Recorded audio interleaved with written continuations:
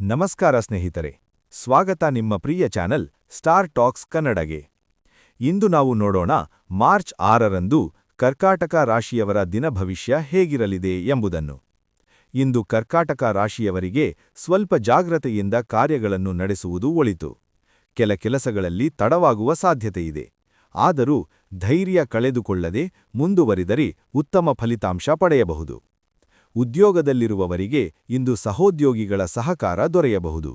ಹೊಸ ಜವಾಬ್ದಾರಿಗಳು ನಿಮ್ಮ ಮೇಲೆ ಬರಬಹುದಾದರೂ ನೀವು ಅದನ್ನು ಸಮರ್ಥವಾಗಿ ನಿರ್ವಹಿಸುವಿರಿ. ವ್ಯಾಪಾರ ಮಾಡುವವರಿಗೆ ಹೊಸ ಅವಕಾಶಗಳು ಕಾಣಿಸಿಕೊಳ್ಳಬಹುದು.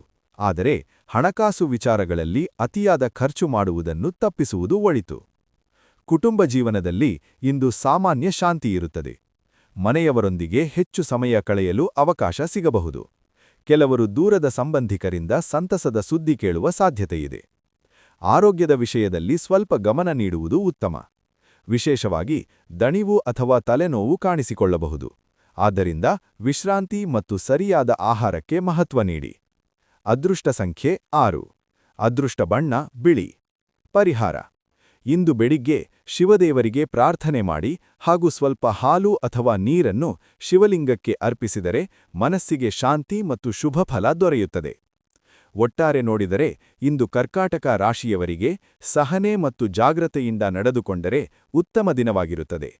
ಧನ್ಯವಾದಗಳು ಸ್ನೇಹಿತರೆ. ಇಂತಹ ಪ್ರತಿದಿನದ ರಾಶಿ ಫಲ ತಿಳಿದುಕೊಳ್ಳಲು ನಮ್ಮ ಚಾನೆಲ್ ಸ್ಟಾರ್ ಟಾಕ್ಸ್ ಕನ್ನಡ ಅನ್ನು ಸಬ್ಸ್ಕ್ರೈಬ್ ಮಾಡಿ ಮತ್ತು ವಿಡಿಯೋವನ್ನು ಲೈಕ್ ಹಾಗೂ ಶೇರ್ ಮಾಡುವುದು ಮರೆಯಬೇಡಿ.